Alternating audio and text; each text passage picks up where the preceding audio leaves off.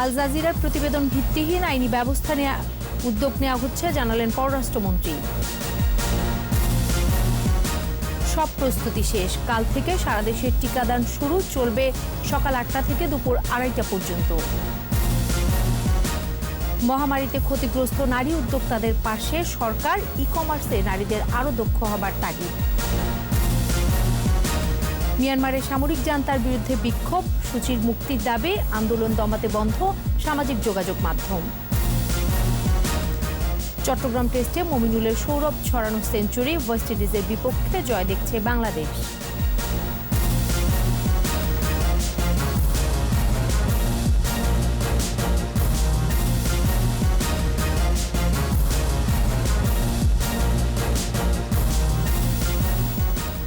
শুনছিলেন first security ইসলাম bank limited সংবাদ শিরোনাম। আমন্ত্রণ রাত 11টার 21 সংবাদে, সাথে আছি আমি সোনিয়া স্নিগ্ধা। দর্শক, 21 টেলিভিশনের সংবাদ একই সাথে সরাসরি দেখতে পাবেন আমাদের ফেসবুক পেজ www.facebook.com/2124 অনলাইনে। এছাড়াও সংবাদে আরও থাকছে, ভাষা আন্দোলনের 69 বছরেও নিশ্চিত হয়নি সর্বত্র বাংলা ভাষার ব্যবহার, উপেক্ষিত উচ্চ আদালতের রায়।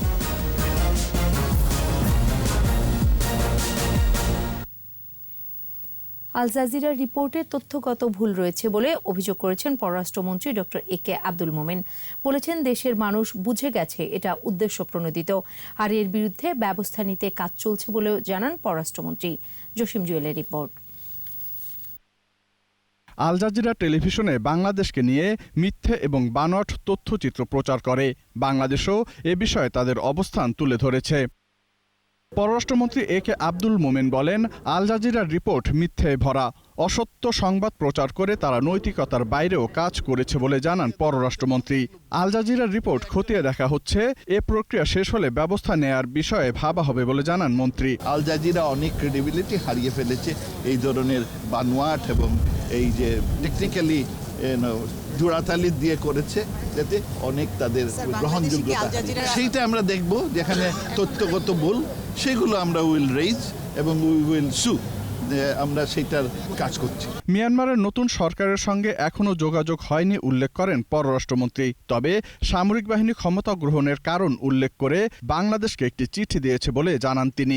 রাখাইন সরকার থেকে তারা চিঠি দিয়েছে আমাদের রাষ্ট্রদূতকে, এবং সেইখানে তারা বলেছে কি কারণে তারা সেই টেক ওভারটা করেছে। তারা বলছে যে 10.4 মিলিয়ন ভুয়া ভোট হয়েছে, সেই ভুয়া ভোটের কারণে তারা এইটা they have a responsibility. Myanmar সেনাবাহিনী রোহিঙ্গাদের ফিরিয়ে নেওয়ার ব্যাপারে কুতুপালংয়ে আশ্রয় নেওয়া রোহিঙ্গাদের সঙ্গে কথা বলছেন বলেও জানান একে আব্দুল মোমেন।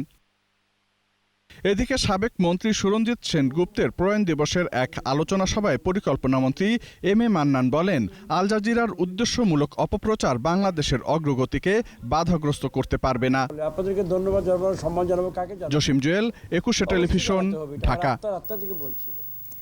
কাতার ভিত্তিক টেলিভিশন আল জাজিরার বাংলাদেশ বিরোধী অপতৎপরতার সঙ্গে জড়িত 4টি নাম আসছে ঘুরে ফিরে।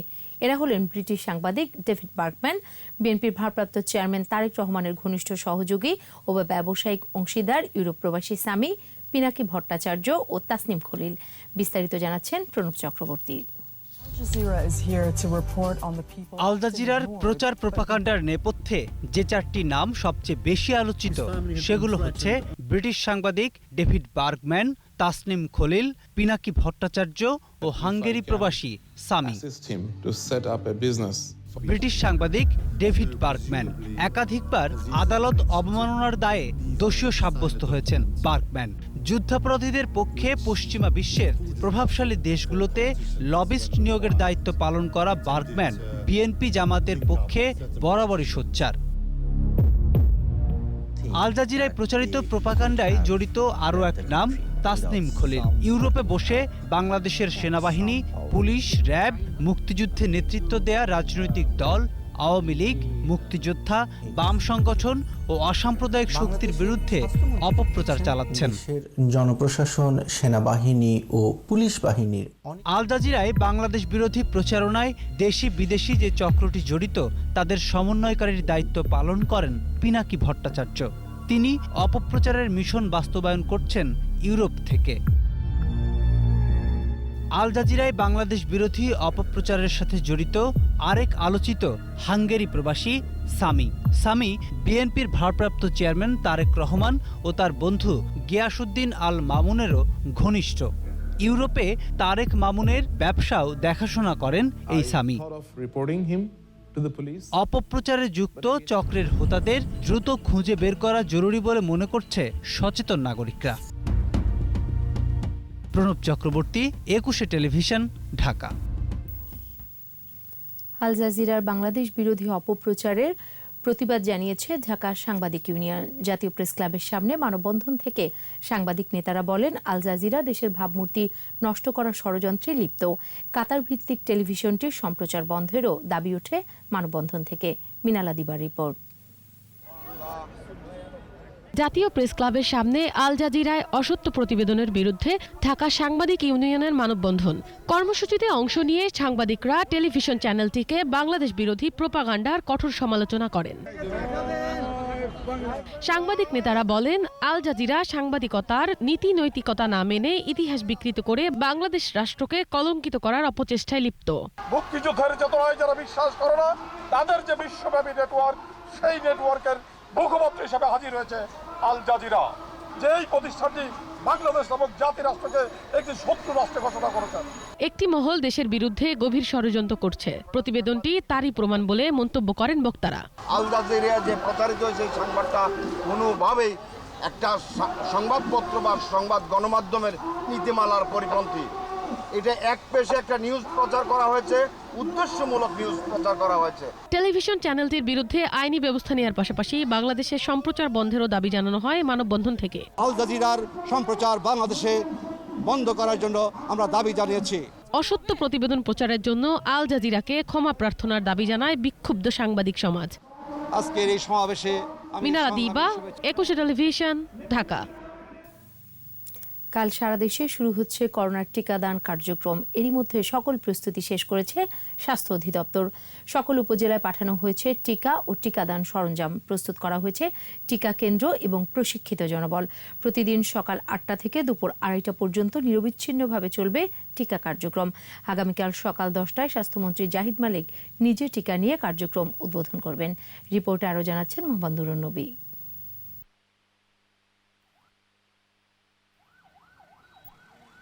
যথাসময়ে প্রস্তুতি শুরু করায় অনেক উন্নত দেশের আগেই করোনার টিকা কার্যক্রম শুরু করতে যাচ্ছে বাংলাদেশ। স্বাস্থ্য অধিদপ্তর জানিয়েছে, রাজধানীতে 50টি হাসপাতালে 204টি ভ্যাকসিনেশন টিম এবং সারা দেশে 955টি হাসপাতালে 2196টি টিম সহ মোট 2400 ভ্যাকসিনেশন টিম একযোগে কাজ করবে। একটি টিম সর্বোচ্চ 150 মানুষকে প্রতিদিন টিকা দিতে পারবে। নিবন্ধন ছাড়া কাউকে টিকা দেওয়া হবে না বলে জানিয়েছে স্বাস্থ্য অধিদপ্তর। জানানো হয়েছে, টিকা গ্রহণের জন্য শনিবার পর্যন্ত নিবন্ধন করেছে 3,28,013 জন মানুষ। টিকা কর্মসূচির প্রথম ধাপের কাল নির্ধারিত হবে নিবন্ধিত মানুষের সংখ্যার উপর। 4 থেকে 12 সপ্তাহ পরে এটার সেকেন্ড ডোজ দেওয়া যাবে। তো আমরা প্রতিনিয়তই আমাদের প্ল্যানটাকে আমাদের অবস্থা অনুযায়ী আমাদেরকে সাজাতে হচ্ছে। তো আমরা আপাতত ঠিক করেছি সেকেন্ড ডোজটা আমরা 4 সপ্তাহ পরই আমরা দিয়ে দেব। 8 সপ্তাহের মধ্যে 2 ডোজ টিকা নিতে হবে। সিদ্ধান্ত হয়েছে প্রথম ডোজ টিকা নেওয়ার 4 সপ্তাহ পর দ্বিতীয় ডোজ দেওয়া হবে। সংবাদ সম্মেলনে এসব কথা জানান স্বাস্থ্য অধিদপ্তরের মহাপরিচালক। যাদের কোভিড ইনফেকশন আছে মডারেট থেকে সিভিয়ার মাত্রায়, মধ্যম থেকে যদি তাদের গুরুতর থাকে কোভিড, তাদের 4 সপ্তাহের মধ্যে টিকা দেওয়া যাবে না। অন্য কোনো রোগের ক্ষেত্রে কোভিড টিকা দেওয়া যাবে না বলে এরকম কোনো নিষেধ নেই, কন্ট্রাইন্ডিকেশন নেই। কিন্তু যাদের ওষুধ অ্যালার্জি আছে তাদের ক্ষেত্রেও এই মুহূর্তে আমরা টিকা দেব না। প্রাথমিক অবস্থায় এই কথাগুলো বলছি। করোনা আক্রান্তরা সুস্থ হওয়ার 4 সপ্তাহ পর টিকা নিতে পারবেন। তবে 18 বছরের কম বয়সী এবং অন্তঃসত্ত্বা নারীরা টিকা কার্যক্রমের বাইরে থাকবেন। 567 জনের সবাই সেদিন থেকেই একদিনের জন্য, এটা আমি বলবো যে 1%-এর জ্বর হয়েছিল, তারা সবাই পরের দিন থেকে স্বাভাবিক তাপমাত্রা, স্বাভাবিক কাজকর্মে নিয়োজিত আছেন। অনলাইনে নিবন্ধন করতে না পারলে কেন্দ্রে গিয়েও নিবন্ধন করার সুযোগ আছে। তবে টিকা দেওয়ার তারিখ জানানো হবে খুদে বার্তায়। ইন্টারনেট সহ সিম আছে, সেই দিকে ব্যবহার করে যাদের পক্ষে রেজিস্ট্রেশন করা সম্ভব নয় তাদেরকে আমরা রেজিস্ট্রেশন করতে সহায়তা করব। এদিকে রাজধানীর সরওয়ার্দী হাসপাতাল পরিদর্শনে এসে স্বাস্থ্য অধিদপ্তরের অতিরিক্ত মহাপরিচালক নাসিমা সুলতানা ভ্যাকসিন নিয়ে অপপ্রচারে বিভ্রান্ত না হওয়ার আহ্বান জানান। নির্দেশনা স্বাস্থ্য অধিদপ্তর থেকে দেওয়া হয়েছে, ওনারা এই নির্দেশনাগুলো ঠিকমতো করছেন কিনা সেটাই একটু সরজমিনে দেখতে আসা। মোহাম্মদ নুরুন নবী, 21 টেলিভিশন, ঢাকা। এদিকে গেল 24 ঘন্টায় করোনায় মারা গেছে আরও 8 জন। এ নিয়ে মৃতের সংখ্যা 8,190। স্বাস্থ্য অধিদপ্তরের তথ্য অনুযায়ী 337তম দিনে দেশের 206টি ল্যাবে নমুনা পরীক্ষা হয়েছে 12,135টি। এর মধ্যে শনাক্ত হয়েছে 305 জন। মোট শনাক্ত 5,37,770। নতুন 417 জন সহ সুস্থ হয়েছেন 4,82,841। করোনায় মৃত্যু হার 1.52%, সুস্থতার হার 89.79%। নমুনা পরীক্ষা হয়েছে মোট 37,36,608টি। বৈশ্বিক মহামারীতে ক্ষতিগ্রস্ত নারী উদ্যোক্তাদের সহায়তায় সরকারের দ্বার উন্মুক্ত বলে জানিয়েছেন জাতীয় সংসদের স্পিকার ডক্টর শিরিন শারমিন চৌধুরী। আন্তর্জাতিক এক সামিটে তিনি বলেন, পরিবর্তিত পরিস্থিতিতে ই কমার্সে নারীদের আরও দক্ষ হতে হবে। এ সময় অন্য বক্তারা মহামারীকালে নারীর ক্ষমতায়ন ও আয়ের পথে সৃষ্ট প্রতিবন্ধকতা দূর করতে লৈঙ্গিক সমতা ভিত্তিক বিনিয়োগের তাগিদ দেন। রিপোর্ট আরও জানাচ্ছেন Akbar Hossain Suman. Bangladesh India business council of women's, Indian chamber of commerce and ইন্ডাস্ট্রির আয়োজনে এশিয়ান উইমেন এন্টারপ্রেনার সামিট, বৈশ্বিক মহামারী থেকে পুনরুদ্ধার কৌশল, নারী উদ্যোক্তাদের জন্য চ্যালেঞ্জ এবং সুযোগ, এশীয় দৃষ্টিভঙ্গি শীর্ষক ভার্চুয়াল এ সামিটে অংশ নেন বিভিন্ন দেশের নারী উদ্যোক্তা ও সরকারের প্রতিনিধিরা। করোনা মহামারীতে নিজেদের অভিজ্ঞতার কথা তুলে ধরেন অংশগ্রহণকারী উদ্যোক্তারা। The women entrepreneurs are finding very difficult to provide the financial security because most of the assets of the family are in the name of the male members. So one of the main trends in 2020, driven by the pandemic, is the increasing pace of digitalization. So the process manifests itself at all levels from the organization. As a banking sector, the Bangladesh banking sector needs to invest heavily in technology. করোনাকালে agent banking ও digital বিনিয়োগ ক্ষতি কাটাতে ভূমিকা রেখেছে বলে জানান বিশেষজ্ঞরা। Remove the barriers to information and encourage regional and global value chains. Finally, encourage the homepreneurs. I'll call these women homepreneurs, who are the entrepreneurs.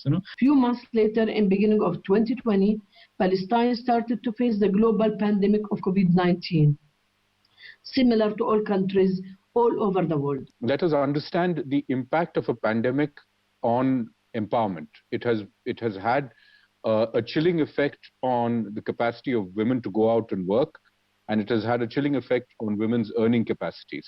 সরকারি প্রণোদনার পাশাপাশি ঋণ সহায়তা ও বিনিয়োগ ক্ষতিগ্রস্তদের দ্রুত ঘুরে দাঁড়ানোর সুযোগ করে দেবে বলে মনে করেন জাতীয় সংসদের speaker. Stimulating economy after the Great Recession. This can be an incentive for investors to consider women-led businesses within their portfolios even during pandemic. মহামারীকালে নতুন বাস্তবতায় উদ্যোক্তাদের অর্থনৈতিক কৌশল পরিবর্তনেরও পরামর্শ আসে সামিট থেকে। 2 দিনের সামিটের শেষ হবে রোববার। আকবর হোসেন সুমন, 21 টেলিভিশন, ঢাকা। নিচ্ছি প্রিমিয়ার ব্যাংক লিমিটেড সংবাদ বিরতি। নো মাস্ক নো সার্ভিস বিধি মেনে চলুন, সুস্থ থাকুন। যখন ফিরছি তখন অন্যান্য খবরের সঙ্গে আরও থাকবে। বিএনপির কাছে নিরপেক্ষ নির্বাচনের অর্থই জয়ের গ্যারান্টি, বললেন ওবায়দুল কাদের। সিলেটে রেল দুর্ঘটনায় 1,60,000 লিটার তেল নষ্ট, ক্ষতিগ্রস্ত 250 মিটার লাইন। আবারও আমন্ত্রণ রাত 11টার 21 সংবাদে। যুক্তরাষ্ট্রের ন্যাশনাল ওয়ার সিমেট্রিতে শ্রদ্ধা নিবেদন করেছেন দেশটিতে সফররত বাংলাদেশের সেনাপ্রধান জেনারেল আজিজ আহমেদ। এছাড়াও তিনি মার্কিন সেনাবাহিনীর বিভিন্ন সামরিক স্থাপনা ও প্রশিক্ষণ সুবিধা পরিদর্শন করেন। কোর্ট বেনিনে প্রশিক্ষণ সুবিধাদি পরিদর্শনের সময় যুক্তরাষ্ট্রের ঊর্ধ্বতন কর্মকর্তাদের সাথে বৈঠকে মিলিত হন বাংলাদেশের সেনাপ্রধান। এছাড়া মার্কিন সেনাপ্রধানের সঙ্গে সৌজন্য সাক্ষাৎ এবং আলোচনায় অংশগ্রহণ করেন জেনারেল আজিজ আহমেদ। সাক্ষাতে 2 দেশের সেনাবাহিনীর মধ্যকার সম্পর্ক আরও জোরদারের পাশাপাশি পারস্পরিক সহযোগিতার বিষয়ে বিস্তারিত আলোচনা হয়।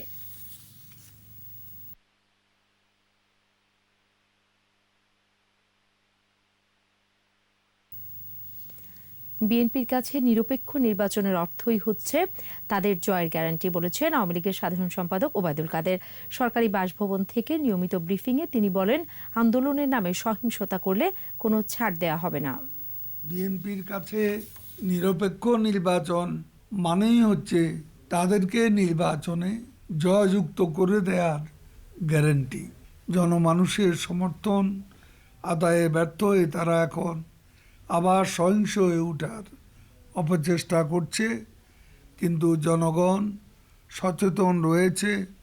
কর্মসূচির নামে তারা যদি জনগণের শান্তি ও স্বস্তি নষ্ট করতে চায় কিংবা কর্মসূচিতে সহিংসতার উপাদান যুক্ত করতে চায়, তাহলে সরকার তা কঠোর হাতে দমন করবে। কাজ শুরু করেছে সিলেটের ফেঞ্চুগঞ্জে ট্রেন দুর্ঘটনা তদন্তে গঠিত কমিটি। প্রাথমিকভাবে জানা গেছে ক্ষতিগ্রস্ত হয়েছে 250 মিটার রেল লাইন, প্রায় 1,60,000 লিটার তেল নষ্ট হয়েছে। আর তেল ছড়িয়ে পড়ায় এলাকার পরিবেশে বিরূপ প্রভাব পড়বে বলে আশঙ্কা করছেন সংশ্লিষ্টরা। সিলেট বিভাগীয় প্রতিনিধি ওয়েস খসরুর রিপোর্ট, জানাচ্ছেন সমর ইসলাম। বৃহস্পতিবার মধ্যরাতে ফেঞ্চুগঞ্জের গুতিগাঁওয়ে লাইনচ্যুত হয় তেলবাহী ট্রেনের 10টি বগি। এ ঘটনায় টানা 29 ঘণ্টা সিলেটের সঙ্গে সারা দেশের রেল যোগাযোগ বন্ধ থাকে। শনিবার সকাল থেকে ঢাকা সিলেট রুটে চলতে শুরু করে ট্রেন। গত রাত 3টায় ট্রেন চলাচল স্বাভাবিক হয়। সিলেট স্টেশন হইতে উপবন এক্সপ্রেস 3টা 15 মিনিটে ঢাকার উদ্দেশ্যে ছেড়ে যায়। পরবর্তী ট্রেনগুলি আশা করি নির্ধারিত সময়ে ছেড়ে যাবে। এদিকে দুর্ঘটনা তদন্তে গঠিত 5 সদস্যের কমিটি শনিবার দুপুর থেকে কাজ শুরু করেছে।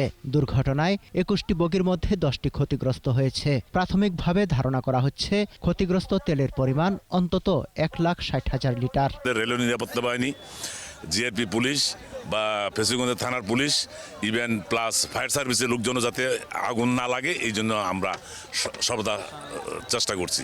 দুর্ঘটনায় আশপাশের জলাশয় ও ধান খেতে ছড়িয়ে পড়েছে জ্বালানি তেল। ছড়িয়ে পড়া তেল থেকে পরিবেশ সহ জনস্বাস্থ্য হুমকির মুখে পড়েছে বলে মনে করছেন বিশেষজ্ঞরা। তেলটাকে কোনোভাবে সরানো যায় এবং দ্রুত এটা সরানো যায়, তাহলে ক্ষতি কিছুটা কম হবে। তারপরও যতটুকু ক্ষতি হয়েছে তার অনেকটুকুই থেকে যাবে অনেকদিন। সিলেট থেকে আখাউড়া পর্যন্ত রেল লাইন ঝুঁকিপূর্ণ, এ কারণে মাঝে মধ্যেই দুর্ঘটনা ঘটছে।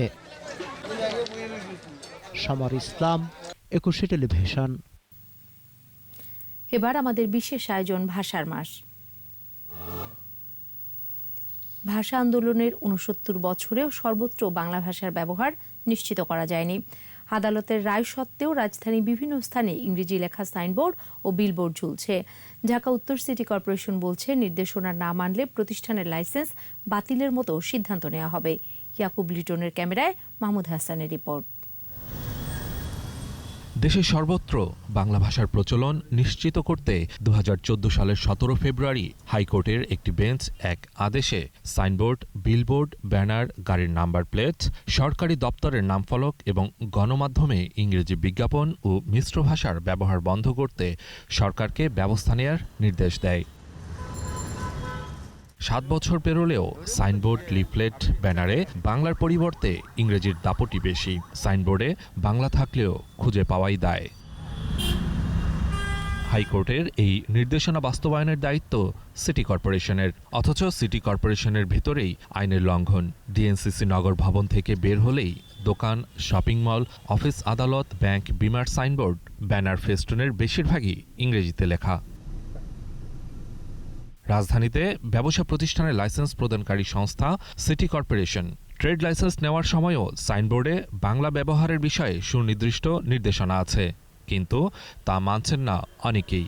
এই বিষয়ে ধারণাও নেই অনেক ব্যবসায়ীর। আমি এখানে টিম মেম্বার হিসেবে কাজ করি, আসলে আমার ম্যানেজমেন্টের সম্পর্কে বা এগুলো সম্পর্কে আমার জানার কথা না। আমাদের এটা আগে জানা ছিল না জানার কারণে পরে আমরা এটা ডিসিশন নিয়েছি সিটি কর্পোরেশন অবজেকশন দেওয়ার পরে যে আমরা ইংলিশটা হাফ রাখবো, বাংলা হাফ রাখবো। উচ্ছেদ অভিযান ও জরিমানার মাধ্যমে হাইকোর্টের নির্দেশনা বাস্তবায়নের পরিকল্পনা করছে সিটি কর্পোরেশন। প্রতিনিয়তই লাইসেন্স হচ্ছে, এই লাইসেন্সগুলোর শর্ত অনেকে ভঙ্গ করতে পারেন, কিন্তু আমাদের যারা ইন্সপেক্টর আছেন বা যারা এই বিষয়গুলো প্রতিনিয়ত পরিদর্শন করেন, তো তারা এই ব্যাপারে রিপোর্ট দিচ্ছেন এবং আমরা সেইগুলোকে আইনের আওতায় এনে তাদেরকে কারণ দর্শিয়ে আমরা লাইসেন্সগুলো বাতিল করে দেওয়ার উদ্যোগ নিচ্ছি।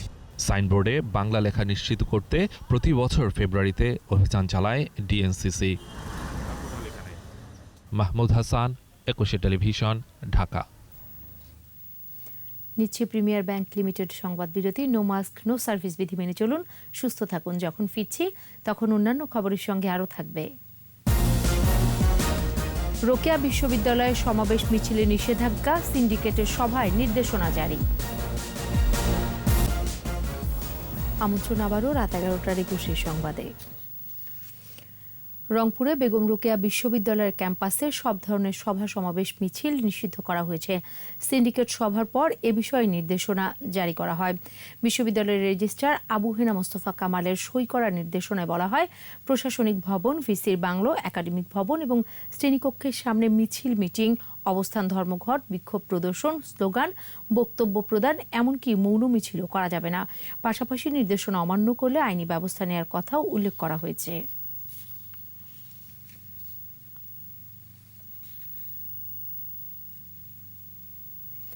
দ্রুত এগিয়ে চলছে দোহাজারী কক্সবাজার রেল লাইন স্থাপনের কাজ। অবকাঠামো নির্মাণ শেষ হয়েছে 50%।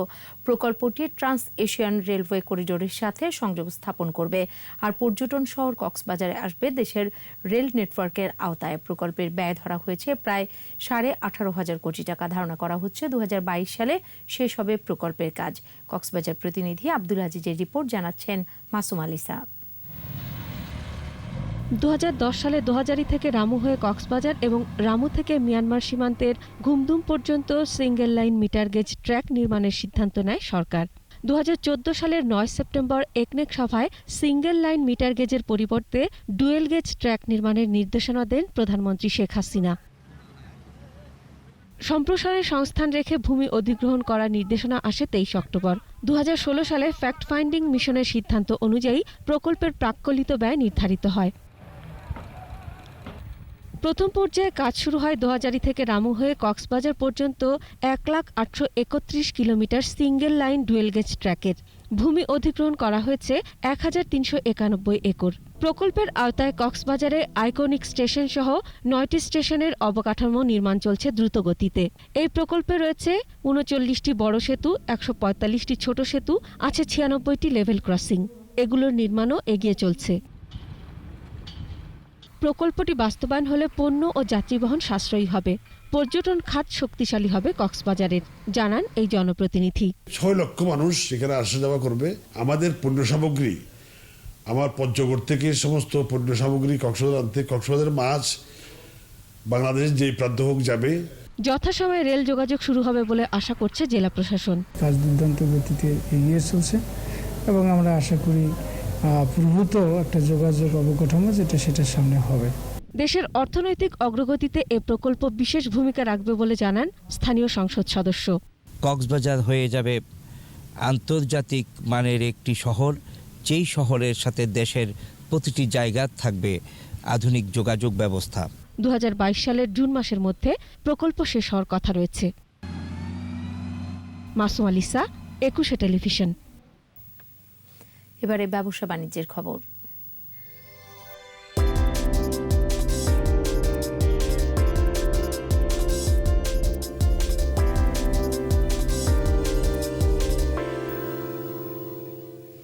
শেষ হলো Walton smart fridge smart maker video নির্মাণ প্রতিযোগিতা। রাজধানীর ওয়ালটন কর্পোরেট অফিসে ওয়ালটন রেফ্রিজারেটর আয়োজিত স্মার্ট ভিডিও কন্টেস্টের চূড়ান্ত পর্বে বিজয়ীদের পুরস্কৃত করা হয়েছে। সেরা 3 বিজয়ী যথাক্রমে 1,50,000 এবং 30,000 টাকা পুরস্কার পেয়েছেন। বাকি প্রতিযোগীরা ওয়ালটন রেফ্রিজারেটরের সৌজন্যে প্রত্যেকে 15,000 টাকা এবং ক্রেস্ট পান। চূড়ান্ত রাউন্ডের বিচারক হিসেবে ছিলেন জাতীয় চলচ্চিত্র পুরস্কার বিজয়ী পরিচালক নার্গিস আক্তার, দৈনিক প্রথম আলোর সাংবাদিক মঞ্জুরে কাদের জিয়া এবং ওয়ালটন হাইটেক ইন্ডাস্ট্রিজ লিমিটেডের deputy managing director Mohammad Humayun Kabir. এর আগে গত মাসে প্রতিযোগিতার প্রথম রাউন্ডে সেরা 10 নির্মাতাকে 20,000 টাকা করে পুরস্কৃত করে ওয়ালটন কর্তৃপক্ষ। ইসলামী ব্যাংক চট্টগ্রাম নর্থ ও সাউথ জোনের ব্যবসা উন্নয়ন সম্মেলন হয়েছে। চট্টগ্রামের রেডিসন ব্লু হোটেলে এই সম্মেলন অনুষ্ঠিত হয়। ব্যাংকের ম্যানেজিং ডাইরেক্টর ও সিও মোহাম্মদ মনিরুল মাওলা সম্মেলনে প্রধান অতিথি হিসেবে বক্তব্য দেন।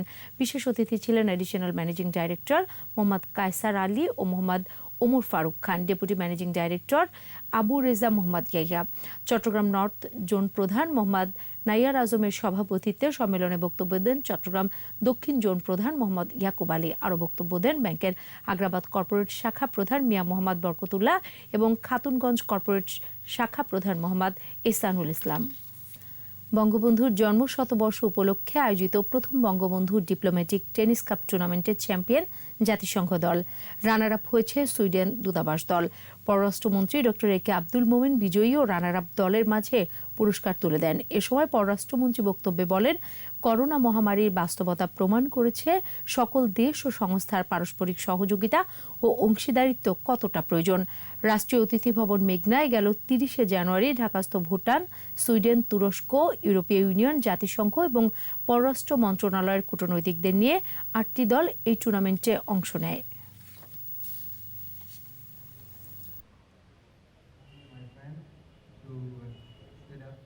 We need to have more cooperation and partnership.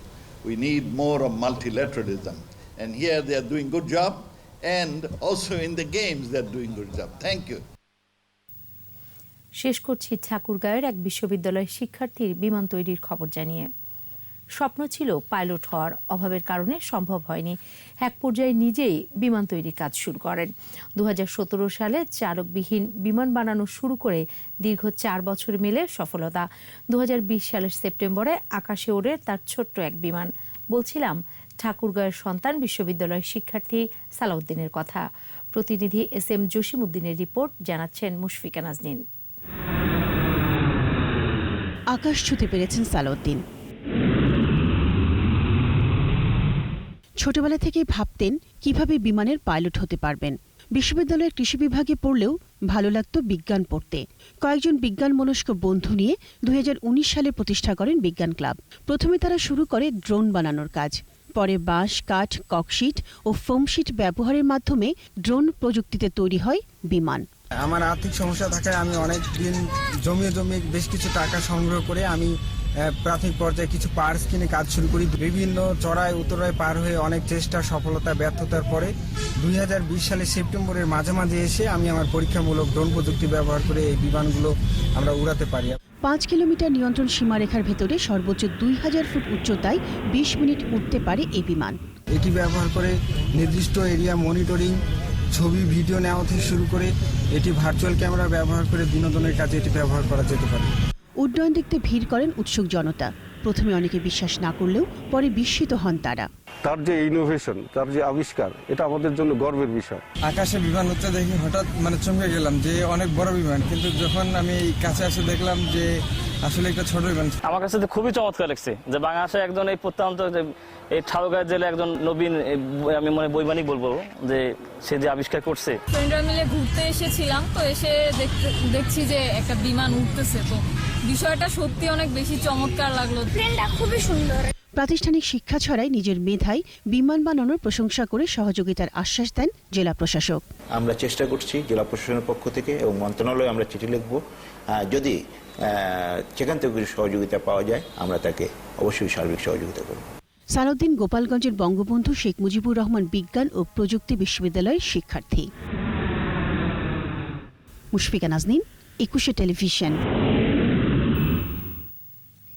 আর এরই সাথে শেষ করছি রাত 11টার 21 সংবাদ। যাবার আগে ফার্স্ট সিকিউরিটি ইসলামী ব্যাংক লিমিটেড সংবাদ শিরোনামগুলো আরও একবার।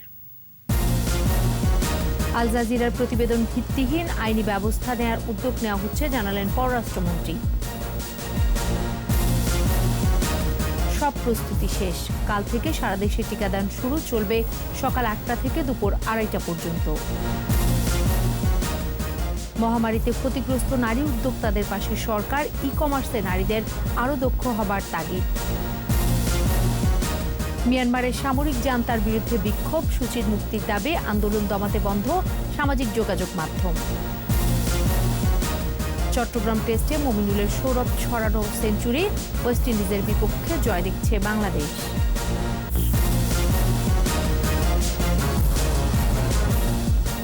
সর্বশেষ খবর জানতে ডায়াল করুন 2021 নম্বরে, আর ভিজিট করুন 21-tv.com ওয়েবসাইটে। এছাড়া ফেসবুকে লগ অন করতে পারেন facebook.com/2124 অনলাইনে।